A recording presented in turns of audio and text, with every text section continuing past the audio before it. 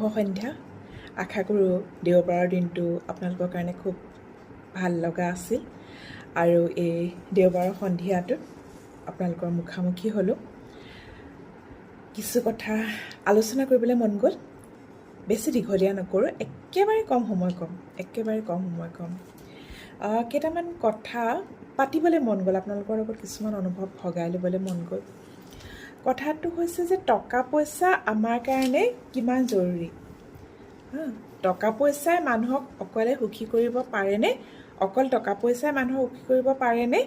টকা পইচা আমাৰ কাৰণে কিমান জৰুৰী? নিজা পৰিচয় কিমান জৰুৰী? এগৰাকী নাৰীৰ বাবে নিজা পৰিচয় কিমান জৰুৰী? স্বাৱলম্বিতা কিমান জৰুৰী? এইকেইটা কথা অকণমান আলোচনা কৰিবলৈ মন গ'ল। আচলতে এইকেইদিন খুব চৰ্চাত এটা বিষয় আছে, চবেই আলোচনা কৰি আছে বিভিন্নজনে ছ'চিয়েল মিডিয়াত। নেটফ্লিক্সৰ এটা ছিৰিজ ডেচি ব্লিং, সেই বিষয়ে তাত আমি কিছুমান অতিপাত ধনী মানুহ দেখা পাইছোঁ, যিবিলাকক আমি আচলতে ইমান ধনী মানুহ আমি বাস্তৱত আমি অন্ততঃ লগ পোৱা নাই। কাৰণ আমি হয় এইটো কথা যে আমি আম্বানীহঁতৰ কথাও, আমি আম্বানীৰ পৰিয়ালে কি কি কৰিলে, কেনেকৈ সোণৰ শাৰী পিন্ধিছে, হীৰাৰ শাৰী পিন্ধিছে, এইবিলাক আমি পাই থাকোঁ, হীৰা খটুৱা বেগ। কিন্তু আমি বাস্তৱততো আম্বানীক লগ পোৱা নাই দিয়কচোন। অৱশ্যে ডেচি ব্লিঙৰ মানুহকেইজনকো আমি বাস্তৱত লগ পোৱা নাই, কিন্তু আম্বানীহঁতক ইমান ওচৰৰ পৰা ইমান ভিতৰুৱা কথা কেতিয়াও আমি আম্বানীহঁতৰ পৰিয়ালৰ পৰা শুনা নাই। কিন্তু ইয়াততো বহুত পাৰ্চনেল কথাও পাতিছে ন ডেচি ব্লিঙত। আৰু তেতিয়া মই এটা কথা মন কৰিলোঁ যে কেতিয়াবা কি হয় যে অতিপাত, মই কাৰো নাম উল্লেখ নকৰোঁ, টকা পইচাক মানুহক খুব অহংকাৰী কৰি দিয়ে। এনেকৈ কৈছে এজনে যে টকা পইচা ভগৱান নহয়, কিন্তু ভগৱানতকৈ কমো নহয়। এজনে কৈছে তেনেকুৱা খুব অতিপাত ধনী এজনে, আৰু যাৰ একাউণ্টত হাজাৰ হাজাৰ কোটি টকা আছে, যিবোৰ আমি ভাবিবও নোৱাৰোঁ কেতিয়াও। তেতিয়া মই ভাবিলোঁ যে কথাটো ঠিক তেনেকুৱা হয় জানো? হয়, টকা পইচা লাগে, টকা পইচা খুব জৰুৰী, বৰ জৰুৰী। কাৰণ আমাৰ যিকোনো এটা অসুখ হ'লে আপোনালোকে দেখিছে টকা পইচাৰ কিমান প্ৰয়োজন হয়। পটককৈ কিবা এটা এক্সিডেণ্ট হ'ল, টকা পইচাৰে প্ৰয়োজন হয়। আমি ছ'চিয়েল মিডিয়া খুলিলেই আমি হয় অসুখৰ কাৰণে, নহয় কাৰোবাৰ এক্সিডেণ্টৰ কাৰণে অনবৰতে অৰ্থ সাহায্যৰ কথা আমি পায়ে থাকোঁ, হয় নহয়? আৰু থাকোঁ কাৰণ মানুহে মানুহৰ বাবে যদিহে অকণো নাভাবে, হয় নহয়? কেনেকৈ হ'ব? মানুহ যিহেতু আমি মানুহৰ কথা ভাবিবই লাগিব। গতিকে জীৱনত কেতিয়া পটককৈ বহুত টকাৰ প্ৰয়োজন হৈ যায়। এনেইতো সাধাৰণভাৱে চলি থাকিবলৈতো আমি যিখিনি উপাৰ্জন কৰোঁ সেইখিনি আমি চলি থাকিব পাৰোঁ, হয় নাই ভালকৈ। কিন্তু কেতিয়াবা হঠাৎ বহুত বেছি পইচাৰ প্ৰয়োজন হয়। তেনেকুৱা মুহূৰ্তত হয়তো মানুহৰ মনলৈ এইটো আহিব পাৰে যে টকা পইচা নাথাকিলে কোনো সুখী হ'ব নোৱাৰে। সেইটো বহু পৰিমাণে সত্যও আচলতে। কোনোবাই হয়তো মোক বেয়া পাব এইখিনি কথা এনেকৈ কোৱাৰ কাৰণে, কিন্তু সঁচা। যদি আমি নিজৰ ল'ৰা ছোৱালীক, আজিকালিতো উচ্চ শিক্ষাৰ কাৰণেও কিমান বেছি টকাৰ প্ৰয়োজন হয়, ভাল চিকিৎসাৰ কাৰণে টকাৰ প্ৰয়োজন হয়। হঠাৎ কিবা এটা ডাঙৰ অসুখ হ'লে টকাৰ প্ৰয়োজন হয়, হঠাৎ এক্সিডেণ্ট হ'লে টকাৰ প্ৰয়োজন হয়। গতিকে টকা পইচা হাতত নথকাকৈ আচলতে কোনো সুখী হ'ব নোৱাৰে। কাৰণ সুখনো কি? সুখটো হৈছে শান্তি। মনৰ শান্তি কেতিয়া থাকিব? যেতিয়া মনটোৱে এইটো ক'ব যে যিকোনো বিপদ মূৰ পাতি ল'ব পৰাকৈ, যিকোনো ধুমুহা সহিব পৰাকৈ মই প্ৰস্তুত। কিন্তু সেইবুলি এই ডেচি ব্লিঙত যেনেকৈ কৈছে যে টকা পইচা ভগৱানতকৈ কম নহয়, এই কথাষাৰ কিন্তু মই মানি ল'ব নোৱাৰোঁ। এইকাৰণেই মানি ল'ব নোৱাৰোঁ যে টকা পইচাক আমি কেনেধৰণে ব্যৱহাৰ কৰিছোঁ সেই কথাটো গুৰুত্বপূৰ্ণ। তুমি কেৱল বিলাসতেই টকা উৰুৱাই আছা, সেইটো এটা সুখী জীৱন নহয়। আমি আচলতে আমাৰ ব্যক্তিগত সুখ বুলি কথা এটাত মই বৰ বিশ্বাস নকৰোঁ। মই বিশ্বাস কৰোঁ যে আমাৰ যিখিনি সুখ সেইখিনি হৈছে সমাজৰ যি সামগ্ৰিক সুখ। সেই সমাজৰ সামগ্ৰিক সুখৰ আমি অংশ। সমাজৰ যিটো সুখ, সেই সুখত আমি কিমান অৰিহণা যোগাব পাৰিছোঁ সেইটোৱে আমাক সুখী কৰে। কথাখিনি সৰলভাৱে ক'বলৈ হ'লে এনেকুৱা যে মই কেতিয়াও ইমান হাজাৰ কোটি টকা জীৱনত দেখি পোৱা নাই আৰু জানো মোৰ যিটো জীৱন সেইটো জীৱনত মোৰ কাৰণে অন্ততঃ সম্ভৱ নহ'ব সিমানখিনি টকা নিজ চকুৰে দেখা পোৱাটো। কিন্তু মই যিকেইটা টকা উপাৰ্জন কৰোঁ, আমাৰতো টেক্স ডিডাকশ্যনেট চ'ৰ্চ হয়, TDS, আমাক যদিও লাখ টকা দৰমহা পোৱা বুলি বহুতে পেংলাই কৰি থাকে, কিন্তু আমাৰ যি দৰমহা পাওঁ আমাৰ TDS কাটে, মানে টেক্স লগে লগে কাটি নিয়ে। তাৰপিছত যিখিনি টকা আমাৰ নিজলৈ ৰয়, টেক্সটোতো দিবই লাগিব, সেইটো বাধ্যতামূলক, সেইটো সকলোৱে দিব লাগিব। ইনকাম কৰিছে যেতিয়া ইনকাম টেক্স দিবই লাগিব। মই ক'ব খোজা কথাটো হৈছে মই এইকাৰণেহে সুখী যে মই যিখিনি দৰমহা পাইছোঁ সেইখিনি মই সমাজৰ সামগ্ৰিক কল্যাণৰ নামত দিব পাৰিছোঁ। মই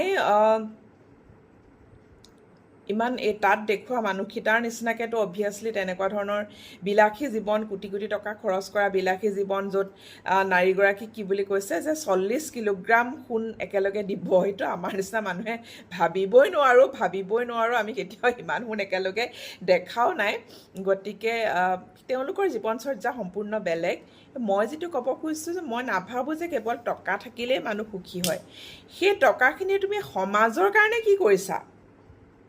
সমাজত যদি চব মানুহ কোনোবাই এসাঁজ নোখোৱাকৈ আছে, তেতিয়াহ'লে তুমি ৰোলছ ৰয়েছ কিনিনো তুমি কেনেকৈ ক'বা যে তুমি সুখী মানুহ? তোমাৰ সুখটো কেৱল মই ইমান টকা উৰুৱাব পাৰিছোঁ নহয়তো। তোমাৰ সুখটো হৈছে যে তুমি সমাজৰ কিমান পোহৰ বিলাব পাৰিছা, বুকুৰ মাজত কেনেকৈ তুমি পোহৰৰ উৎস এটা লৈ ফুৰিছা। মই মোৰ এই সামান্য দৰমহাকেইটাৰে, সামান্য বুলি এইকাৰণেই কৈছোঁ যে এইকেইদিন দেশী ফিল্ম চাই ভাৱ হৈছে যে অতি সামান্য আচলতে আমাৰ উপাৰ্জন। সেই অতি সামান্য উপাৰ্জনে কিন্তু মই ডাঙৰ ডাঙৰ কাম কৰিছোঁ।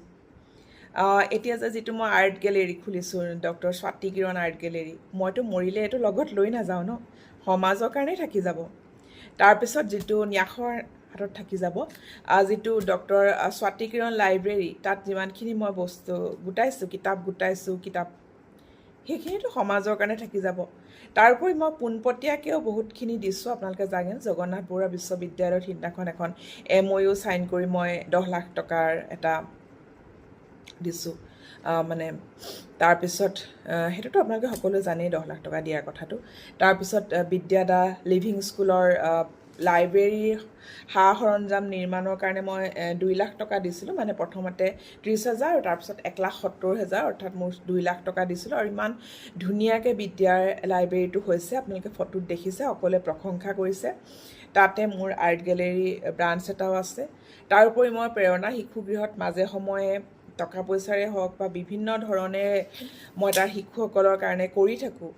আৰু বহুত সময়ত বিভিন্ন মোৰ একদম পৰিচিত মানুহৰ, কাৰণ অপৰিচিত সকলোকেতো সহায় কৰাটো সম্ভৱ নহয়, কিন্তু মোৰ খুব পৰিচিত যিবোৰ মানুহৰ অসুখ হৈছে, ডাঙৰ এক্সিডেণ্ট হৈছে, তেনেকুৱা সকলোকে মই নিজৰ সাধ্য অনুসৰি, মইতো আৰু দেশী ব্লিঙৰ মানুহকেইটাৰ নিচিনা হাজাৰ কোটি টকা থকা মানুহ নহয় ন।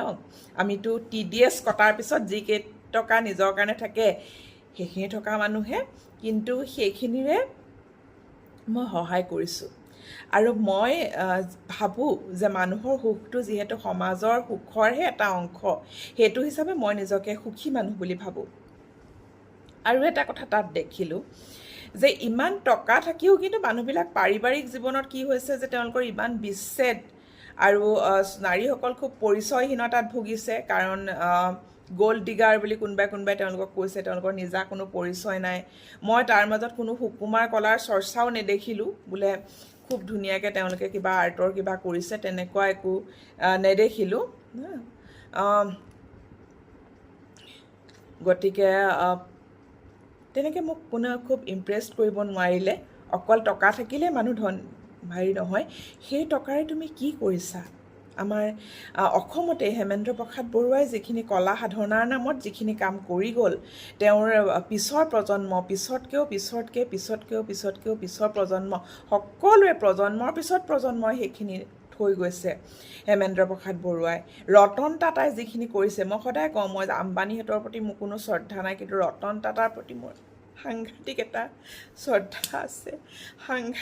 শ্ৰদ্ধা আছে যে ইমান ধনী হৈও তেওঁ কি কৰিছিলে, মাত্ৰ 10 টকা খৰচ কৰে নিজৰ জন্মদিনত, কিন্তু মানুহক কিমান দিছে, ৰতন টাটাই মানুহক কিমান দি গ'ল, সেইখিনি আমি ভাৰতীয়সকলে আচলতে যেতিয়া উপলব্ধি কৰোঁ তেতিয়া বৰ বেলেগ ধৰণে তেওঁৰ প্ৰতি এটা শ্ৰদ্ধাৰ ভাৱ উপজে। এতিয়া পুনৰ মই কৈছোঁ যে নাৰী এগৰাকী অন্ততঃ তেতিয়ালৈকে সুখী নহয় যেতিয়ালৈকে তেওঁৰ নিজা পৰিচয় নাথাকে, নিজা উপাৰ্জন নাথাকে। প্ৰিয়ংকা চোপ্ৰাৰ এটা ভিডিঅ' বোধহয় আপোনালোকে সকলোৱে চাইছে যে তোমাৰ জীৱন সংগীয়ে কি কৰে, তোমাৰ দেউতাই কি কৰে, তোমাৰ দাদাই কি কৰে, সেইটো গুৰুত্বপূৰ্ণ নহয়, তুমি নিজে কি কৰা সেইটো গুৰুত্বপূৰ্ণ। যদি সেই প্ৰশ্নটোৰ কোনো উত্তৰ তোমাৰ ওচৰত নাই, তেতিয়াহ'লে তুমি কেতিয়াও এগৰাকী কমপ্লিট মানুহ নহয়। এগৰাকী পূৰ্ণ মানুহ হ'বলৈ হ'লে নিজা পৰিচয় আৰু নিজা উপাৰ্জন লাগিব। পুনৰ কিতাপখনকে দেখুৱাই দিলোঁ, অসমীয়া চুটিগল্প বেজবৰুৱাৰ পৰা সাম্প্ৰতিকলৈ, আৰু ইয়াৰ দ্বিতীয় খণ্ডটো মানে সাম্প্ৰতিক অসমীয়া চুটিগল্প খুব সোনকালে আপোনালোকৰ হাতত পৰিব। আজিলৈ ইমানখিনিয়ে ক'লোঁ। দেওবাৰৰ সন্ধিয়াটো সকলোৰে কাৰণে খুব ভাল হওক, খুব ভাল হওক, খুব ভাল হওক, খুব ভাল হওক, তাকেই কৈ পেলাই সামৰিছোঁ। বহুত মৰম, বহুত মৰম, আৰু আপোনালোকৰ আশীৰ্বাদৰ হাতখন সদায় মোৰ শিৰত ৰাখিব, যাতে এনেকেই মই পোহৰ বিলাই থাকিব পাৰোঁ ভৱিষ্যতলৈও, যাতে গোটেই জীৱন যাতে এনেদৰে মই মানুহক পোহৰ বিলাই থাকিব পাৰোঁ।